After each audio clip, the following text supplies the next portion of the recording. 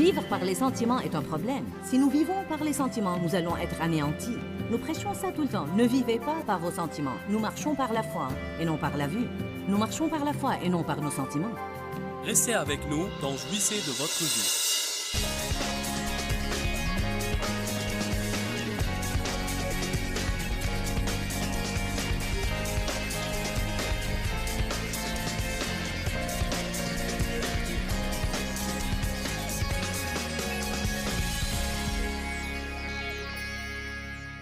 Je pense que nous devons prier. Seigneur, apprends-moi à prier. Apprends-moi à prier. Il se peut que quelqu'un de vous prie pour 15 à 20 minutes ou une demi-heure fidèlement et avec zèle chaque matin et touche le ciel et beaucoup de choses arrivent. Ensuite, vous prenez le petit déjeuner avec sœur super chrétienne qui vous dit qu'elle prie pour 4 heures par jour et vous fait sentir comme un petit verre parce que vous ne priez que pour 15 minutes. Alors vous essayez de prier pour 4 heures par jour comme elle, et pendant 15 minutes vous êtes loin, et pendant 3 heures et 45 minutes vous êtes dans les œuvres de la chair, vous êtes malheureux, et vous finissez par détester cette chose qu'est la prière.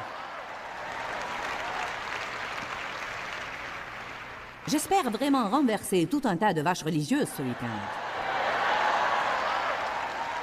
Tirons-leur des balles dans la tête et enterrons-les, amen?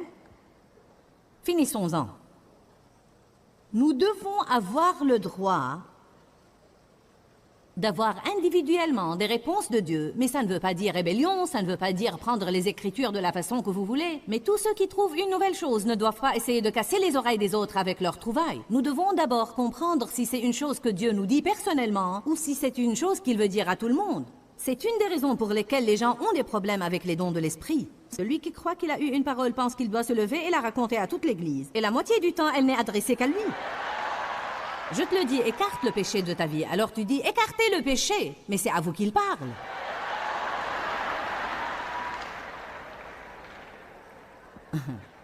Mets de l'ordre dans ta maison, dit l'Éternel. C'est ta maison qui doit être mise en ordre.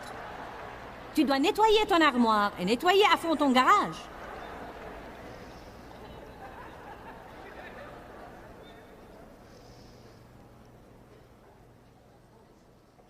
J'ai plusieurs livres qui semblent prouver que Dieu veut que ses enfants soient extrêmement et radicalement bénis financièrement et matériellement, aussi bien que spirituellement, socialement et physiquement.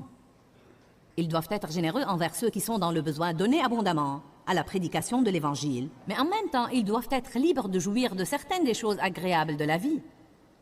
Je vais vous dire comment Dieu m'a clarifié toute cette chose à propos de ce que nous devons avoir et ne pas avoir, si c'est bon, si c'est mauvais. Et je pense que beaucoup de gens endurent ça. Ils espèrent être bénis. Ensuite, quand ils sont bénis, ils se sentent coupables car ils sont bénis.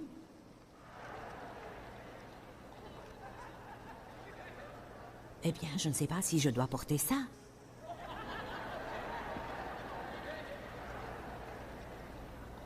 Eh bien, quelqu'un m'a donné cette bague que j'ai au doigt et je la porte. Pourquoi devrais-je cacher les bénédictions de Dieu? Vous dites, quelqu'un t'a donné ça? Oui, et elle est tellement grande qu'on peut la voir là-bas dans le dernier rang.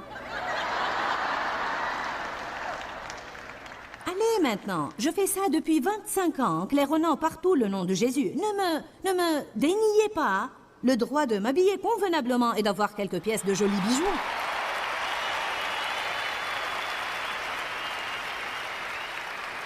Si nous allons être des ambassadeurs pour le Christ, pourquoi quelqu'un voudrait-il servir Dieu si nous faisons tous vœu de pauvreté et ne possédons rien?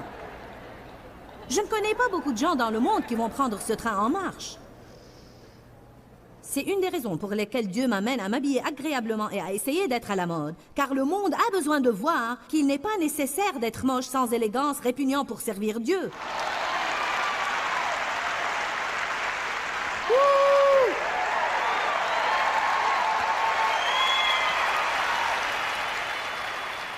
Il y a des chrétiens qui vous font peur rien qu'à les regarder.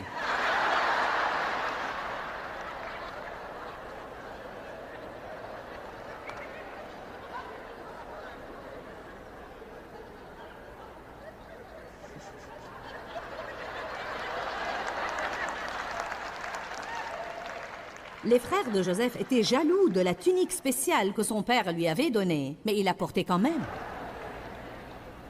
Il ne l'a pas enlevée et cachée. Alléluia. Voyez, vous ne savez pas ce que je donne. Et vous n'étiez pas là. Il y a 23 ans, quand Dieu m'a dit d'enlever ma petite alliance, qui valait 17 $, de mon doigt, et qui était la seule chose que je possédais, et qui signifiait quelque chose pour moi, et de la donner à un pasteur dans le besoin. Vous n'étiez pas là quand je me suis sentie stupide en le faisant, et quand je suis restée 3 ans sans alliance en attendant que Dieu m'en donne une. Donc, beaucoup de fois, nous jugeons des choses desquelles nous ne savons rien du tout.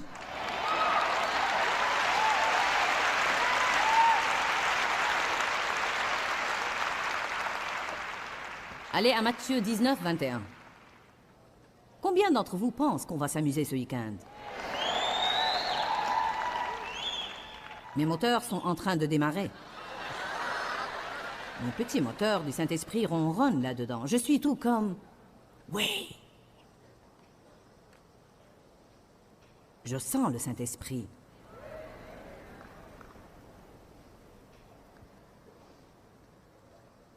Dieu m'a clarifié toute cette chose simplement en me faisant penser à mes enfants. Combien d'entre vous ont des enfants et chaque fois qu'ils ont un besoin ou une demande ou un désir, s'ils sont des enfants sages et s'ils vous aiment et s'ils ont été obéissants, combien d'entre vous ont absolument hâte d'aller leur chercher ce qu'ils veulent? Alors pourquoi notre Père Céleste serait-il donc différent? Pourquoi serait-il donc différent? Sûrement que nous ne sommes pas meilleurs parents que lui. Jésus dit au jeune homme riche, si tu veux être parfait, c'est-à-dire avoir la maturité spirituelle qui va de pair avec le caractère d'abnégation, va vendre ce que tu possèdes et donne-le aux pauvres, et tu auras un trésor dans le ciel. Puis viens et sois mon disciple. Je peux prendre ça et je peux avancer des arguments convaincants pour l'appuyer. Je pourrais dire, voyez là, si vous allez suivre Jésus, vous ne devez pas avoir de l'argent. Je ne vais pas enseigner sur ça ce soir. Je vais laisser ça en suspens pour un moment. Ça va déconcerter quelques-uns. Maintenant, je vais vraiment vous déconcerter. Allez au psaume 35, 27.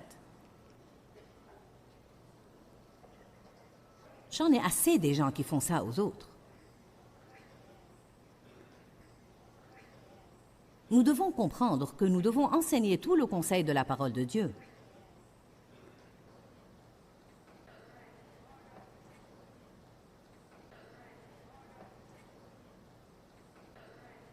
Nous avons l'impression que Jésus disait à ce jeune riche dirigeant que s'il veut être un chrétien, il devait donner tout ce qu'il avait. Le type n'était pas prêt à le faire. Alors, nous comprenons que la morale de cette histoire est son argent manifestement signifiait trop pour lui puisqu'il n'a pas voulu obéir à Dieu. Je méditais sur ça aujourd'hui. Jésus lui a demandé de donner, mais il ne lui a jamais dit qu'il ne lui redonnerait pas son argent, et même beaucoup plus. C'était peut-être un test. Je suis testée tout le temps. Il y a eu bien des fois où Dieu m'avait demandé de donner mon dernier, mon seul et mon tout, mais chaque fois que je le faisais, je finissais par être mieux que je ne l'étais avant.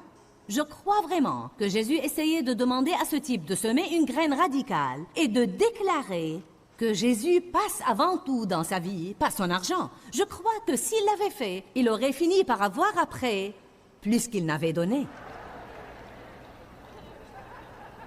Vous devez connaître le caractère de Dieu pour pouvoir comprendre les Écritures. Sinon, vous lisez simplement et vous vous servez de la logique. Et vous pouvez faire dire aux Écritures ce qu'elles ne disent pas. Mais quand vous connaissez le caractère de Dieu, qu'il est El Shaddai, le Dieu de l'abondance, il n'est pas El Avar, le Dieu qui veut que vous n'ayez rien et que ce que vous avez soit un tas de camelotes.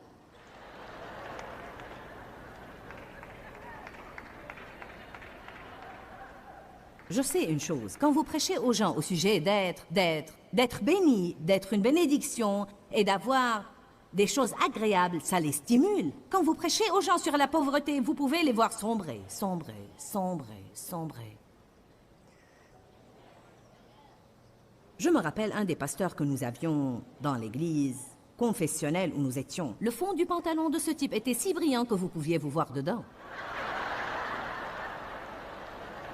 Il ne lui payait pas un salaire convenable parce qu'en fait, il ne faisait pas vraiment un travail sensationnel.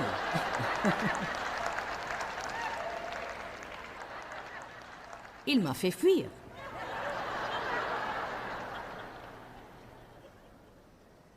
Mais vous savez, ça... Ça veut dire beaucoup quand on voit une église qui ne pourvoit pas à son pasteur. Et ça veut dire beaucoup si Dave et moi, en tant que patrons, nous ne nous occupions pas de nos employés. Certains de vous l'ont compris et certains de vous sont sortis déjeuner déjà. Psaume 35, 27. David semblait avoir une bonne relation avec le Seigneur. Il dit que ceux qui prennent plaisir à mon innocence aient de l'allégresse dans ma vertueuse aspiration pour la joie et qu'ils soient heureux et disent sans cesse « Exalté soit l'Éternel qui prend plaisir dans la prospérité de son serviteur. » Bien, il semble que David pensait qu'il pouvait prospérer. Et ce riche dirigeant là-bas dans Matthieu devait donner tout ce qu'il avait et faire vœu de pauvreté. Alors, qui a raison? D'abord et en premier lieu, Dieu lui disait ça probablement en ce temps spécifique de sa vie, mais le prendre et en faire une doctrine à jamais. C'est ce qui, en réalité, déconcerte les gens. Vous ne pouvez pas tout simplement prendre ce verset et le prêcher, à moins que vous ne regardiez 3 Jean 2 qui dit « Bien-aimé, je souhaite que tu prospères à tous égards et sois en bonne santé, comme prospère l'état de ton âme. » Qu'est-ce qu'il dit là? Comme tu mûris spirituellement et deviens capable de t'occuper des choses, je veux que tu aies une abondance de choses, parce que j'ai promis à Abraham que je le bénirai et que je ferai de lui une bénédiction. Comment pouvez-vous être une bénédiction si vous n'avez rien?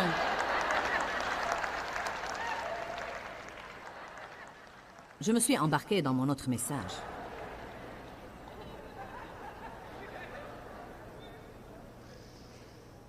Parfois, les gens ont raison. Mais ils ont raison seulement pour eux, pour leur situation, en ce moment particulier.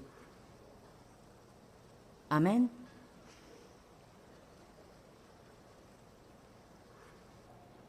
Dieu m'a donné cette déclaration et je pense qu'elle est bonne. Mon mari aime les pépites, il va aimer ça. Une vérité, présentée comme étant l'unique vérité, peut en fait devenir une tromperie.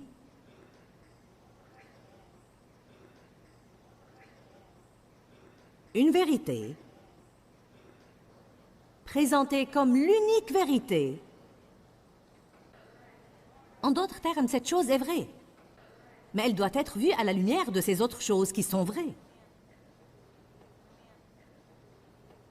Il est vrai que Dieu a dit une personne doit suivre l'appel sur sa vie, renoncer à tout et suivre l'appel. Mais il dit aussi occupez-vous de votre famille. Donc, j'aurais fait la mauvaise chose si je n'avais pas suivi l'appel sur ma vie, mais j'aurais aussi fait la mauvaise chose si j'avais ruiné mes enfants et mon mariage pendant que je le faisais. Combien de gens ont un appel sur leur vie et ils font exactement cette chose. Ensuite, ils finissent par déshonorer le nom de Jésus parce qu'ils finissent avec un divorce et des enfants qui ne savent pas vivre pour Dieu. Ce qu'ils prêchent à tous les autres n'a pas marché pour eux parce qu'ils le prêchent mais ne le vivent pas. Certains de vous sont de bons élèves. Vous voilà en train d'écrire. Considérons quelques exemples des extrêmes. Vivre par les sentiments est un problème. Si nous vivons par les sentiments, nous allons être anéantis. Nous prêchons ça tout le temps. Ne vivez pas par vos sentiments. Nous marchons par la foi et non par la vue. Nous marchons par la foi et non par nos sentiments. Vous savez, c'est un bout de l'extrême, vivre par vos sentiments. Maintenant, l'autre bout de l'extrême, c'est de nier l'existence des sentiments. Vous agissez comme si vous ne les aviez pas. Comme si vous ne sentiez rien. Je pense que beaucoup de chrétiens arrivent à une étape où ils sentent qu'ils ne doivent même pas avoir des sentiments. Par exemple, Dieu m'a fait comprendre qu'être tenté ne veut pas dire que vous êtes pécheur. Je pense que beaucoup de gens, quand ils se sentent tentés, pensent qu'ils sont horribles. Je ne dois pas passer par ça, ni avoir un problème avec ça. La Bible dit « Il est nécessaire qu'arrive la tentation ». Elle ne dit pas « malheur à celui à qui elle arrive », mais elle dit plutôt « malheur à l'homme par qui elle arrive ». Jésus a dit à ses disciples « priez afin que vous ne tombiez pas en tentation ». Il n'a pas dit « priez afin que vous ne soyez pas tentés », il a dit « priez afin que vous ne tombiez pas en tentation quand vous êtes tentés ». Cela m'a libéré. Si je suis tentée de donner une gifle à quelqu'un, je ne me sens plus coupable et je suis contente de ne pas l'avoir fait.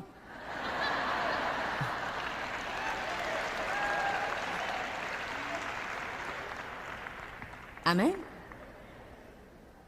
Le diable ne va jamais vous aider à voir le chemin que vous avez parcouru. Il va seulement vous exaspérer à propos du chemin que vous avez encore à parcourir. Allez maintenant.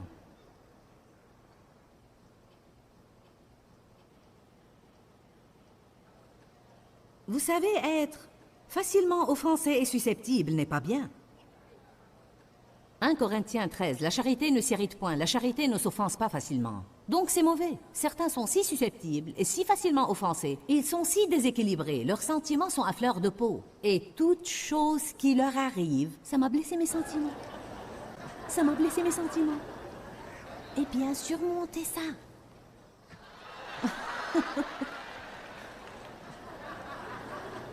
Ça blesse mes sentiments. Ça blesse mes sentiments. Je suis une personne susceptible. Alors commencez à prier à ce niveau, car la Bible dit que ce n'est pas bien. Essayer de vivre avec quelqu'un comme ça est un cauchemar. J'étais comme ça, susceptible, susceptible, susceptible. Des hauts et des bas, complètement décousu émotionnellement. Une autre chose qui m'a vraiment aidée, c'était quand Dieu m'a montré que nous allons toujours avoir des sentiments. Nier leur existence n'est pas une chose pieuse. Nous allons toujours avoir des sentiments, mais nous devons apprendre à les diriger et non pas les laisser nous diriger.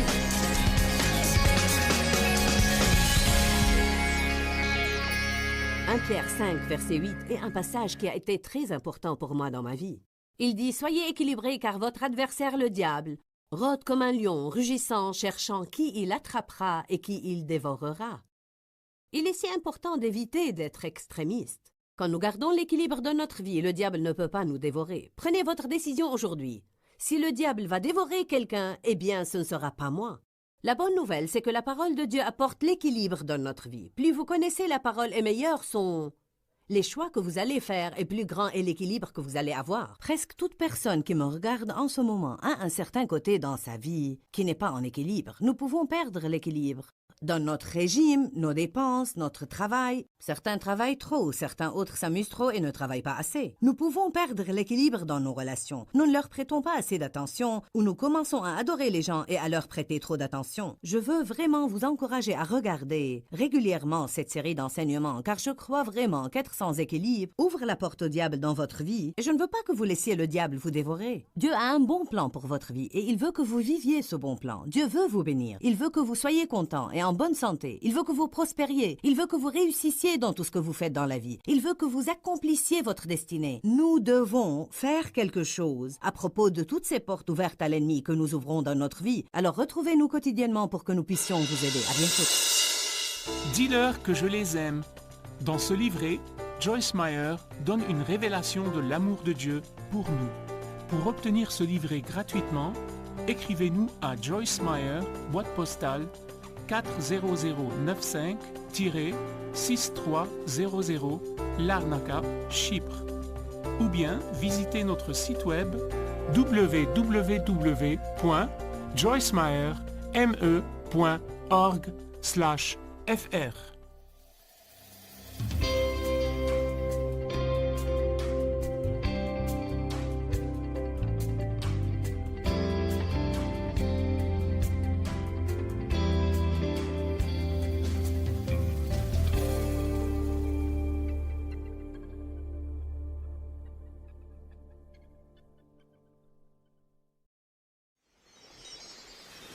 Si vous donnez aux pauvres et vous ne leur apprenez pas à sortir de leur pauvreté, vous ne leur donnez rien en réalité.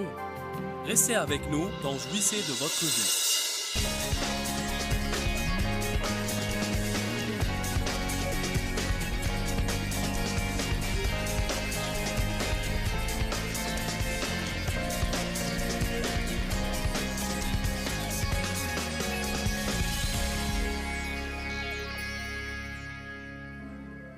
La Bible dit dans 1 Pierre 5,8 « Soyez équilibrés, car votre adversaire le diable rôde autour de vous comme un lion rugissant, cherchant qui il dévorera. » Si nous étudions ce verset comme il faut, nous comprendrons que quand Satan trouve quelqu'un en déséquilibre, il fait une incursion dans sa vie pour l'anéantir. Dites tous équilibre. Dites-le de nouveau, équilibre. Combien d'entre vous admettent que l'équilibre est beaucoup de fois une chose difficile à maintenir. Pourquoi? Parce que la chair aime vraiment les extrêmes. Et l'excès est le terrain de jeu du diable.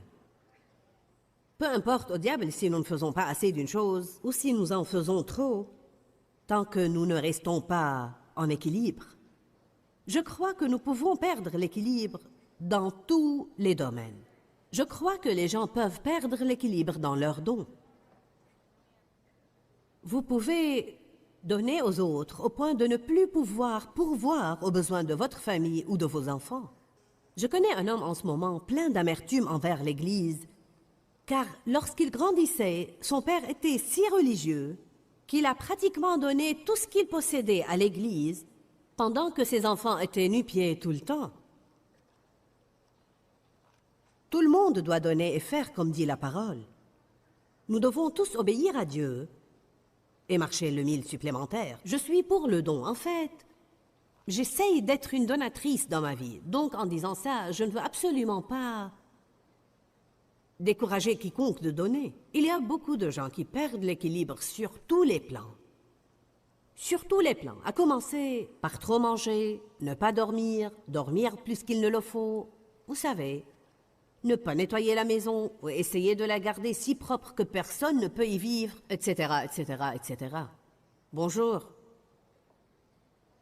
Nous devons avoir l'équilibre dans la vie. Je peux vous garantir qu'il y a des dames ici aujourd'hui qui ne s'occupent pas de leur maison comme il le faut. Et il y a d'autres dames qui sont si extrémistes qu'elles laissent la chose les contrôler et contrôler ceux qui sont avec elles. J'étais comme ça moi-même. Je nettoyais ma maison de fond en comble chaque jour et personne ne pouvait y vivre. Chaque fois que les enfants voulaient sortir leurs jouets, je leur disais non parce qu'ils mettaient du désordre dans la maison. Mais s'ils étaient sages et qu'ils ne m'exaspéraient pas, je leur disais « allez jouer ». Ils sortaient leurs jouets et je disais « rangez-les ». Oui. Amen.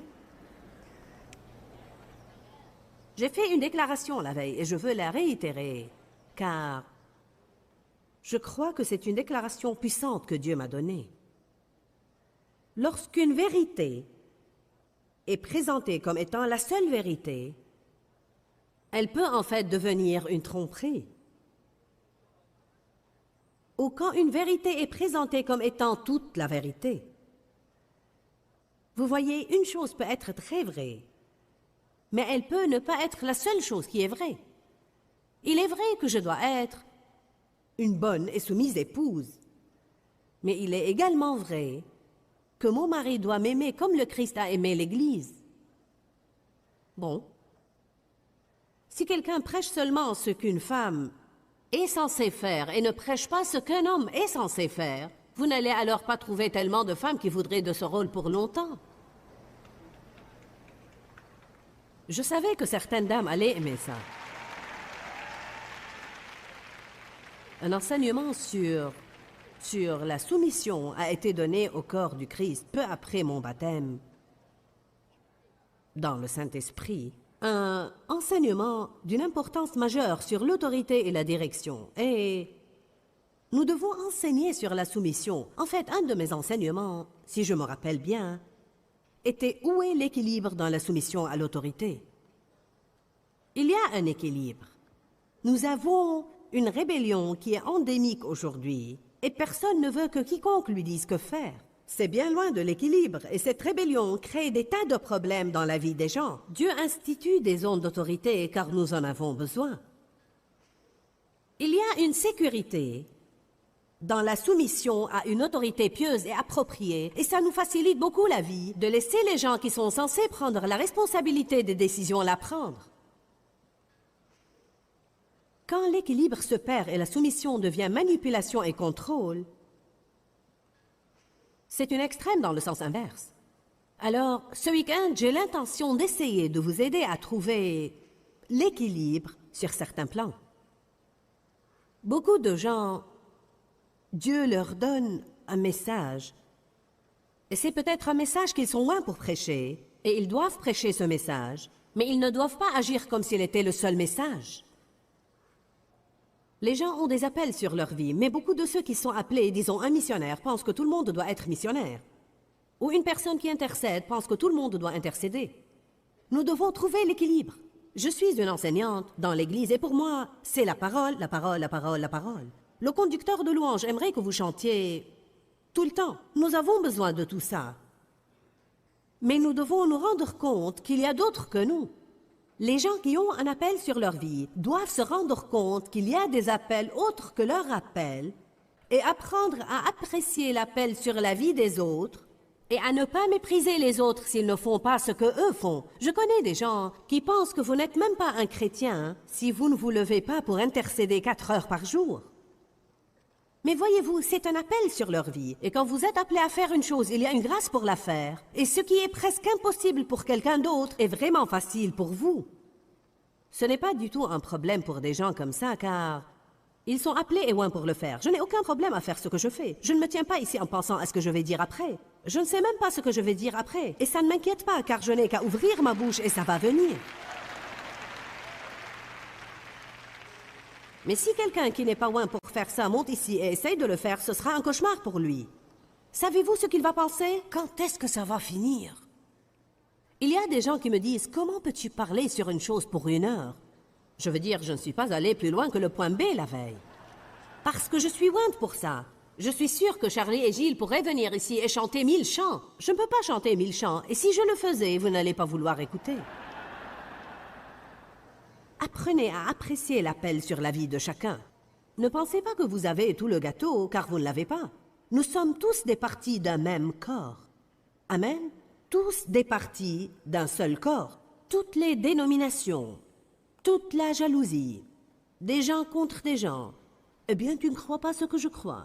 Puis-je vous dire une chose? Je crois qu'aucun de nous n'a raison à 100%.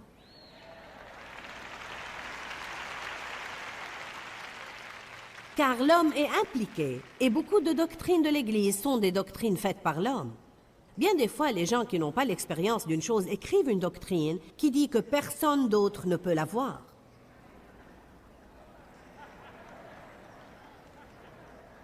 Nous avons commencé la veille à donner un exemple sur comment une chose peut devenir extrême d'un côté ou d'un autre et poser un problème.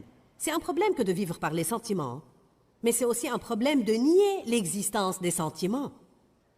Nous avons bien parlé des sentiments la veille et comment, parfois, nous devons nous occuper de nos émotions. Dieu nous a donné des émotions. Par la foi ne veut pas dire nous comporter comme si nous ne sentions jamais rien. La deuxième chose dont je veux vous parler est, en fait, la confession positive et les paroles de la foi. Parce que nous devons être positifs. Nous devons parler dans la foi et ne pas dire des choses négatives, mais nous ne pouvons pas nier l'existence des circonstances ou bien mentir aux gens quand ils nous posent des questions. Quelqu'un est en train d'éternuer, de tousser. Il a des larmes aux yeux et il peut à peine respirer et vous dites « Vraiment, je suis désolé. As-tu la grippe ou un rhume? Oh, Dieu soit loué, non! Alléluia! Je ne suis pas malade. » Vous savez quoi? Les gens penseront que vous êtes fou. C'est ce qu'ils vont déduire, surtout si c'est quelqu'un qui ne comprend pas ce que veut dire croire à la guérison. Vous savez, il va vraiment penser que vous êtes détraqué dans le cerveau. Et tout ce que vous êtes en train de faire, c'est le rebuter. Vous savez, ce que nous devons faire, c'est apprendre à présenter une situation négative en soi d'une manière positive. Je vais le répéter. Nous devons apprendre à présenter une situation négative d'une manière positive. En d'autres termes, vous pouvez dire « Mon corps est plutôt mal en ce moment-là, mais je vais te dire, je crois à la puissance guérissante de Dieu et je crois que sa puissance agit en moi et je pense que je vais aller mieux. » Il y a une façon de dire les choses pour ne pas avoir l'air d'être à côté de la plaque et que personne ne peut communiquer avec vous. Il y a des gens qui sont venus me voir pour des conseils. Ils s'essayaient et puis refusaient de me raconter leurs problèmes parce qu'ils ne voulaient pas en parler. Je vous dis la vérité. C'est comme je ne lis pas dans les pensées. Eh bien, je ne veux pas être négatif. Je ne veux pas parler et risquer d'ouvrir une porte au diable.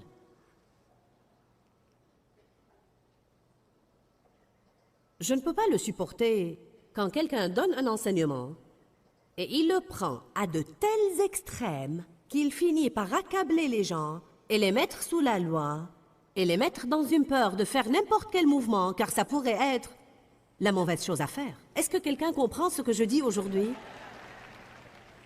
Et pour être franche avec vous, parfois, même si un enseignant n'est pas en train d'enseigner une chose à l'extrême, à cause de notre nature qui aime les extrêmes, nous la prenons à l'extrême, surtout si c'est une chose qui s'applique à nous. Peut-être que Dieu vous convainc que vous avez un problème de bouche. Vous entendez quelqu'un prêcher sur les problèmes de la langue, de la bouche. Vous ne devez pas être négatif, vous ne devez pas...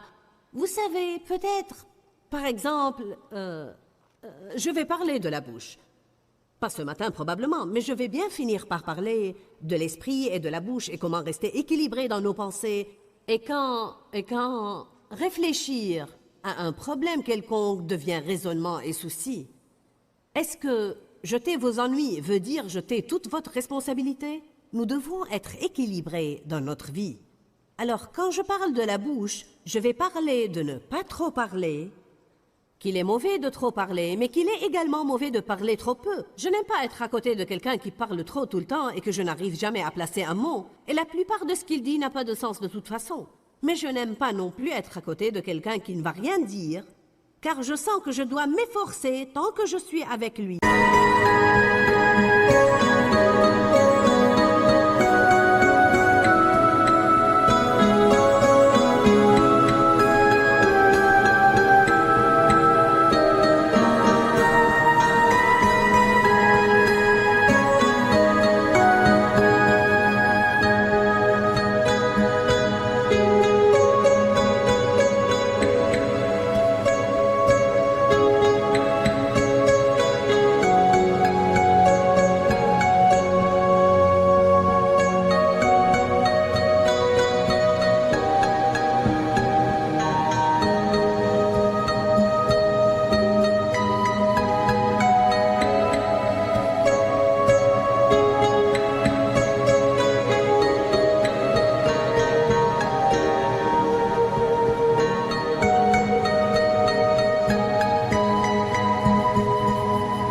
D'essayer d'entretenir une certaine relation. Normalement, je finis par ne pas vouloir être avec des gens comme ça, car je ne veux pas avoir la responsabilité de tout faire marcher tout le temps. Maintenant, quelqu'un qui parle trop peut m'entendre dire qu'il ne faut pas trop parler, et peut-être qu'il va décider, d'accord, ça suffit. C'est le genre de choses que je faisais dans les débuts de ma vie avec Dieu. J'avais un problème de bouche. Probablement que tout prédicateur, à un moment ou autre, a eu un problème de bouche. Car ce qui est votre plus grand talent peut aussi être votre plus grand défaut. Amen. Vous avez peut-être un don de miséricorde, mais peut-être que vous allez si loin que vous ne vous occupez pas des problèmes de la vie dont vous devez vous occuper. Vous pouvez donner aux autres, au point de les handicaper, et ils ne vont jamais savoir comment sortir de leurs problèmes et commencer à s'occuper d'eux-mêmes. Allez, je dis de bonnes choses. Si seulement nous pouvions trouver l'équilibre. Nous avons des gens au bureau qui ont le don de la miséricorde. Je vais vous dire quoi, ils auraient donné tout le ministère à tous ceux qui appellent le bureau pour un besoin, si nous n'avions pas des gens qui ont plus de logique et de bon sens et qui, tout en voulant aider les gens, veulent s'assurer qu'il s'agit de personnes qui ont vraiment besoin d'être aidées, ou s'il s'agit de personnes qui se plaisent à aller d'un endroit à l'autre en essayant de prendre ce que les autres travaillent dur pour avoir. Dans l'Église du 1er siècle, ils ne vivaient pas comme ça. Il y avait des indications précises sur qui était considérée vraiment veuve. Si quelqu'une était vraiment veuve, l'Église s'occupait alors d'elle. Mais si elle n'était pas veuve, je ne sais pas ce qu'elle devenait. Et Paul dit, qui ne travaille pas ne mange pas. Nous perdons l'équilibre même dans cette chose qui est de s'occuper des autres. Vous savez, oui, je veux aider les pauvres et nous investissons beaucoup d'argent pour aider les pauvres. Nous démarrons en ce moment un grand ministère à l'intérieur de la ville pour aider les pauvres. Nous voulons aider les pauvres, mais une partie de cette aide aux pauvres, c'est de leur apprendre à ne pas rester pauvres. Il ne s'agit pas de les nourrir et de tout faire pour eux. Un pasteur m'avait dit l'autre jour, il a dit une chose que j'ai trouvée bonne. Il a dit, tu sais, beaucoup de fois, quand les gens donnent aux pauvres, ils ne donnent pas pour aider les pauvres. Ils s'aident eux-mêmes à se sentir mieux et à se sentir plus spirituels. Parce que vraiment, si vous donnez aux pauvres et vous ne leur apprenez pas à sortir de leur pauvreté, vous ne leur donnez rien en réalité. Tout ce que vous avez fait, c'est les aider à avoir leurs problèmes un jour de plus. Dites tous équilibre. J'avais l'habitude d'écouter des sermons au sujet de fermer la bouche. Et je prenais une décision. Ça suffit. Dieu soit loué. Je ne vais pas ouvrir la bouche demain. Je ne vais pas m'attirer des ennuis parce que je ne vais rien dire. Ou bien, si Dave m'a corrigé, tu ne dois pas dire ça. Tu dois... Tu sais, c'est comme d'accord. C'est toujours moi, toujours moi. Je vais régler ça, je ne vais plus rien dire. C'est en fait la façon humaniste et charnelle de régler nos problèmes. Nous sommes là en déséquilibre. Je vais régler ça et nous nous retrouvons de ce côté dans le déséquilibre. Puis je me réveillais le lendemain et je ne parlais à personne. Si quelqu'un me disait une chose, je faisais Puis quelques heures passaient et quelqu'un me disait « Quel est ton problème ?» Alors ça me mettait en colère et je pensais « Ça suffit. Eh bien, si je fais ceci, ça ne leur plaît pas. Si je fais cela, ça ne leur plaît pas. Ce que je fais ne plaît à personne. C'est toujours moi. Je ne fais rien comme il faut. » Ensuite, j'entamais une séance d'apitoiement sur soi et j'étais déprimée. J'ai pris ce cycle pour des années de ma vie. Jusqu'au jour où j'ai finalement trouvé « Soyez équilibrés, car votre adversaire, le diable, rôde comme un lion rugissant, cherchant qui il dévorera. » Dites tous équilibre. Combien d'entre vous peuvent penser à un aspect de leur vie en ce moment où il y a une possibilité de déséquilibre? Imaginez, Dieu a envoyé le groupe qu'il faut à l'endroit qu'il faut au moment opportun.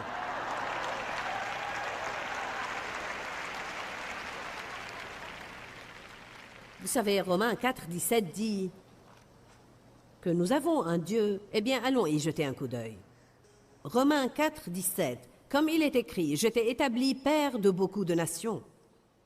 Abraham est notre père devant Dieu, auquel il a cru, qui donne la vie aux morts. Un Dieu qui appelle le néant à l'existence et qui appelle les choses qui ne sont point comme si elles étaient. Donc, il dit qu'avant qu'Abraham ne devienne vraiment le père de beaucoup de nations, Dieu a changé son nom d'Abraham à Abraham, qui signifiait père de beaucoup de nations. Chaque fois que quelqu'un disait Abraham, il disait en fait « Oh, toi le père de beaucoup de nations ». Ensuite, nous avions Sarai, qui était stérile, et Dieu lui a dit qu'elle allait avoir un enfant et a changé son nom à Sarah, qui signifiait princesse. Les noms signifiaient beaucoup plus aux gens à cette époque-là qu'ils ne signifient pour nous aujourd'hui. Mon nom signifie petit pasteur à l'esprit joyeux. Mon prénom n'est pas Joyce, c'est Pauline. Paul était pasteur et il était petit et il avait écrit les épîtres de Pauline. Dieu m'a montré dans un bouquin sur les noms que Pauline veut dire petite. Paul était un pasteur, alors beaucoup de gens disent que ça veut dire petit pasteur. Et mon deuxième prénom Joyce veut dire esprit joyeux. Notre Dieu est un Dieu redoutable.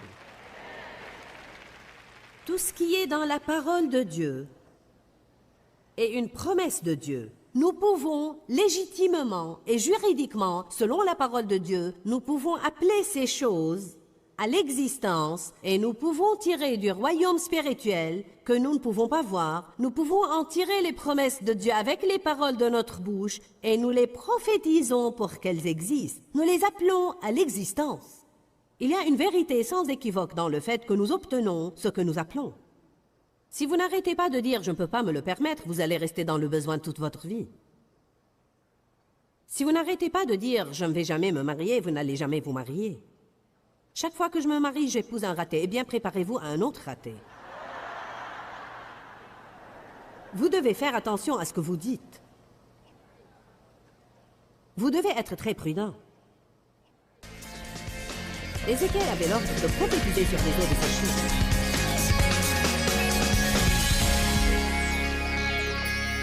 Vous savez, nous devons vraiment comprendre ce que je dis à propos d'équilibrer les extrêmes de la vie, parce que toutes sortes d'excès est une porte ouverte au diable. Nous pouvons être en déséquilibre dans n'importe quel domaine de notre vie. Nous pouvons en fait passer trop de temps à faire des choses spirituelles en négligeant l'autre côté de la vie, ou bien nous nous laissons tellement entraîner par les tâches quotidiennes que nous ne passons plus aucun temps avec Dieu. Je pense qu'il n'y a aucun domaine de la vie où nous sommes totalement protégés du déséquilibre. Alors nous devons vraiment prier Dieu de nous garder dans l'équilibre parce que l'excès est le terrain de jeu du diable. Si vous ne gardez pas l'équilibre, votre adversaire, le diable, qui rôde autour de vous comme un lion rugissant, sera capable de vous dévorer. Je dis et redis tout le temps que Dieu a un bon plan pour votre vie parce que je crois que les gens ont besoin qu'on le leur rappelle.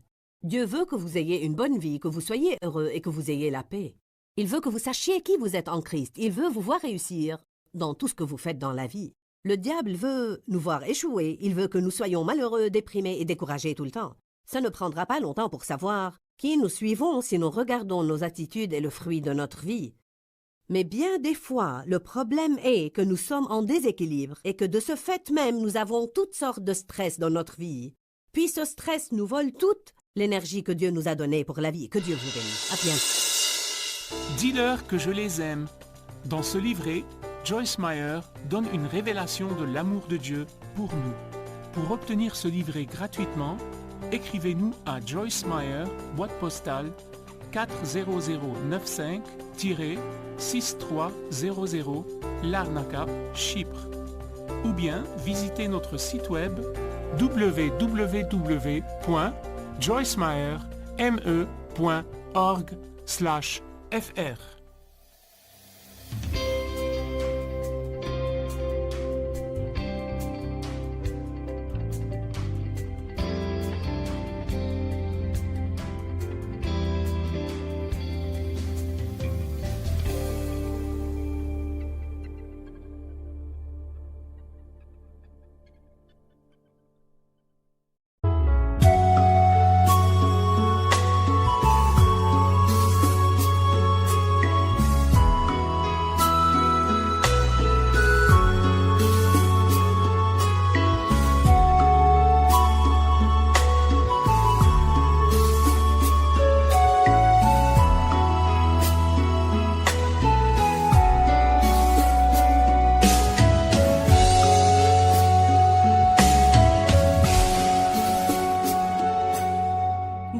khắp phương trời vẫn nhớ tới quê hương.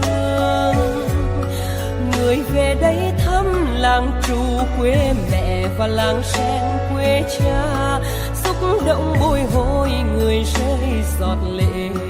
Thương mái nhà tranh, thương đất mẹ nghèo.